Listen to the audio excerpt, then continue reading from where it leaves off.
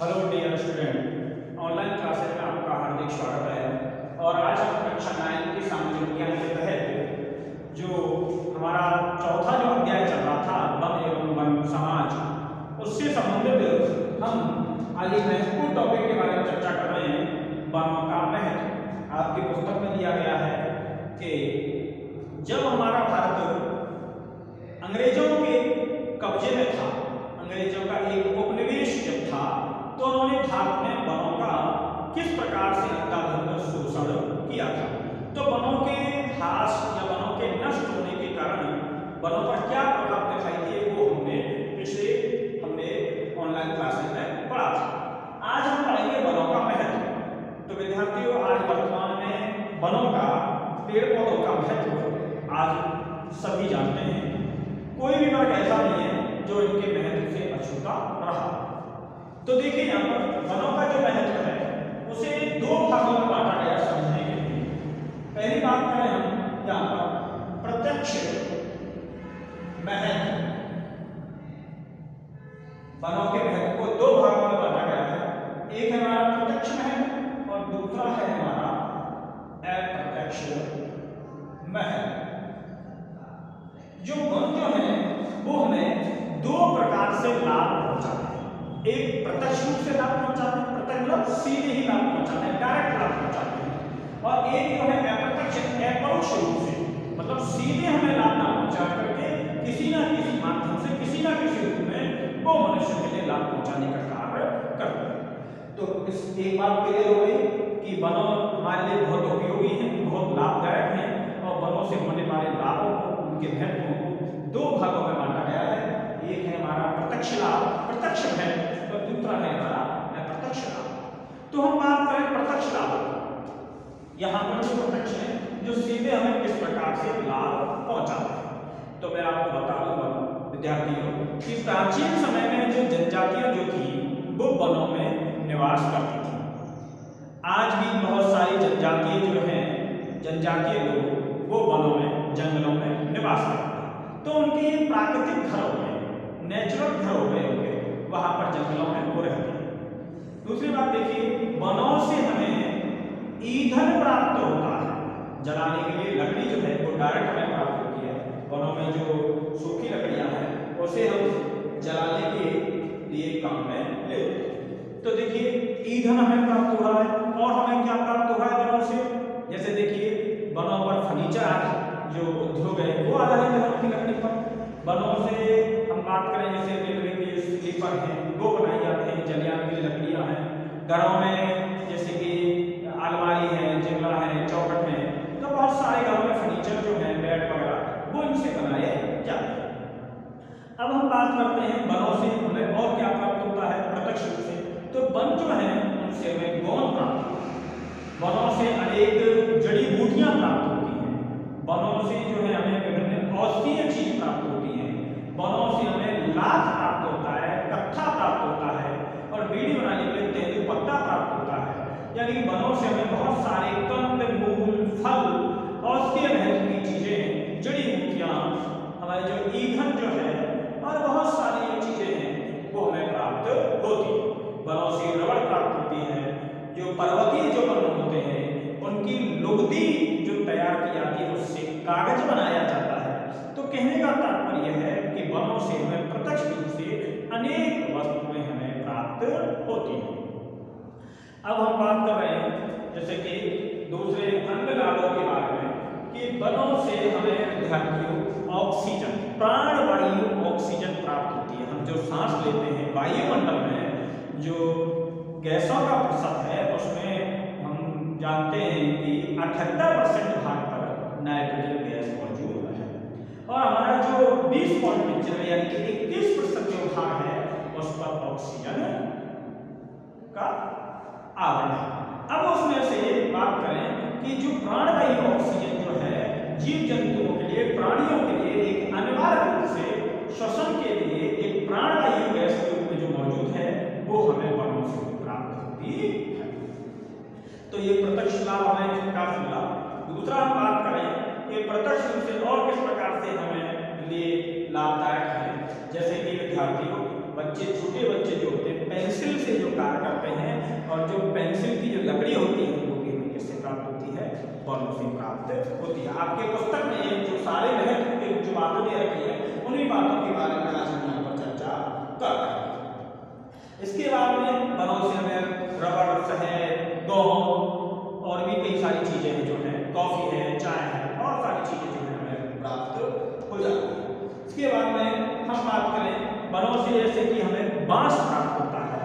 बांस से गत्ता, कागज भी बनाया जाता है बांस से आज वर्तमान में जो है, लकड़ी के उनके साथ में बना करके। तो बहुत सारी चीजें प्रत्यक्ष रूप से हमें प्राप्त हो रही है। वन हमें छाया देते हैं, वन जो है हमें प्रत्यक्ष रूप से क्या प्रदान करते हैं, हमें छाया भी प्रदान करते हैं। उनकी शीतल छाया जो है वनों में, जो हमारे वन्य जीव अभ्यारण्य के अंतर्गत में जो वन है हमारे, उनमें अगर हम देखें तो हमारे जो वन्य प्राणी हैं, पक्षी हैं, अनेक जो जीव जंतु हैं, उनके लिए प्राकृतिक आवास प्रदान करते हैं। क्या हम उनके लिए कोई घर बनाते हैं?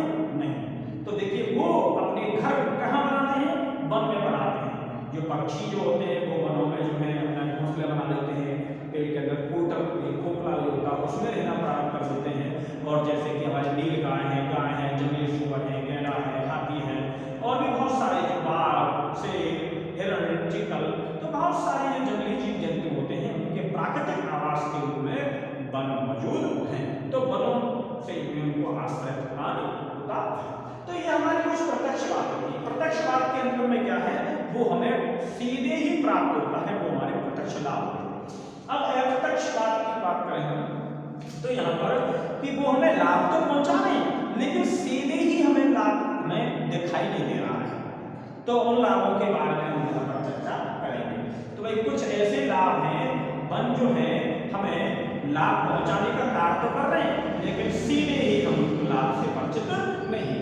तो देखिए वो कौन कौन से हैं, जैसे कि हम बात करें कि वन जो होते हैं वो वायुमंडल को सम बनाते हैं, यानी कि तापमान को अवशोषित करके, वो तापमान में कमी करके, और जो मौसम जो होता है, जो जलवायु जो होती है, उसको सम बनाने में उपयोगी होते हैं। तो ये हमारा अप्रत्यक्ष लाभ था वनों का। अब दूसरी बात करें हम, जैसे कि वन जो होते हैं वो वर्षा को आकर्षित करते हैं, यानी बादलों को आकर्षित करते हैं। अब जिन क्षेत्रों में आपने देखा होगा कि जहाँ पर वनों का अभाव है, पेड़ों का पूरी तरह से अभाव है, तो वहाँ पर वर्षा बहुत ही कम होती है। और जिन क्षेत्रों में जहाँ पर वन पाए जाते हैं, तो वनों से जो होते हैं विद्यार्थियों बादल आकर्षित होते हैं, और बादलों के आकर्षित होने पर उस स्थान पर बरसात कर दी जाती है। तो जो वन है वो वर्षा कराने में लाभदायक होते हैं, जलवायु को सम बनाने में लाभकारी होते हैं। इसके बाद में अगर हम बात करें तो देखिए वनों से हमारे क्या होता है, जो मृदा अपरदन जो होता है उसको कम करने में मदद मिलती है। अब वनों की जो पेड़ों की जो जड़ें होती हैं वो भूमि को बांधे रखती हैं, भूमि को अपने अंदर जकड़े रखती हैं। तो जो नदी का जो तेज बहाव है उसे कम करके और अपरदन को रोकने में हमारे वन जो है वो लाभकारी होते हैं। तो यहाँ पर इस प्रकार से हो गया मृदा के अपरदन। अब जैसे कि हमारा बहता हुआ जल है उसकी गति को कम कर देते हैं। अब जैसे नदियाँ हैं बहुत तेज गति से बह रही है, या बरसात जब हो जाती है तो बहुत तीव्र गति से पानी बहता है, जो बह जाता है, तो उसकी गति को धीमा कर देते हैं, और जिससे कि मिट्टी जो होती है वो कटने से बच जाती है। नदियों के किनारे पर भी पेड़ पौधे होते हैं, वो नदी के बहाव को कम कर देते हैं और नदी के अपरदन करने को रोकते हैं। तो यहाँ पर इस प्रकार से मुख्य बात ये भी निकल के आई। अब हम बात करते हैं जैसे कि आंधी तूफान, जिन क्षेत्रों में जो आंधी तूफान की जो समस्या होती है, तो वहाँ पर जो है उसकी वायु में जो वन होते हैं वो अवरोध पैदा करते हैं और उसकी गति को कम कर देते हैं। तो आंधी तूफान से होने वाली जो हानियाँ हैं उसको रोकने में भी ये कारगर है। तो हमारी ये अप्रत्यक्ष लाभ के अंतर्गत मैंने आपको कई सारे लाभ बताए। अब हम कुछ लाभों के बारे में और चर्चा कर लेंगे। तो देखिए विद्यार्थियों, जो वन जो है वो जलवायु संतुलन को भी बनाने में सहयोगी है। जैसे कि पृथ्वी में अगर हम बात करें कि पारिस्थितिकी तंत्र के अंतर्गत में विभिन्न प्रकार के जीव जंतु जो होते हैं, तो आज वर्तमान में जनसंख्या के वृद्धि के कारण से पारिस्थितिकी तंत्र बढ़ रहा है, लेकिन वन क्षेत्रों में क्या होता है कि बहुत सारे जीवों की विविधता पाई जाती है, जैव विविधता पाई जाती या पारिस्थितिकी जो तंत्र है उसकी अनुकूल स्थिति के लिए अति आवश्यक है। तो वन इसलिए भी महत्वपूर्ण है, वनों का अगर हम बात करें आज व्यवसायों के लिए कच्चा माल भी प्राप्त होता है। आज हमारे जितने भी उद्योग धंधे, बहुत सारे उद्योग धंधे हैं वो वनों पर आधारित भी हैं, तो हमारे औद्योगिक क्रियाकलापों के लिए भी बहुत प्रकार से लाभदायक है वन। इसके बाद में हम बात करें कि हमारी जो ग्लोबल वार्मिंग जो हो रही है, जो हमारा जो वैश्विक जो तापमान जो बढ़ रहा है, उस तापमान को कम करने में भी, उसको नियंत्रित करने में भी कार्बन का और ऑक्सीजन का जो आज जो मिश्रण, जो बेमेल मिश्रण हो रहा है, उसमें कार्बन की मात्रा को अवशोषित करके और वो हमें ऑक्सीजन प्रदान करते हैं।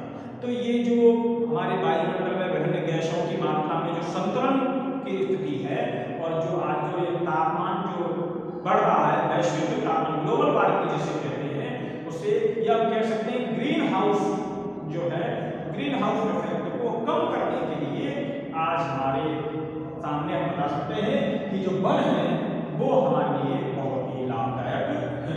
तो विद्यार्थियों, यहाँ पर हमने सभी लाभों के बारे में पढ़ लिया। लाभों को दो भागों में बांटा गया है, प्रत्यक्ष लाभ और अप्रत्यक्ष लाभ, और आपने महत्वपूर्ण पॉइंट सुने होंगे, वो याद भी किए होंगे, उनको नोट भी किया होगा।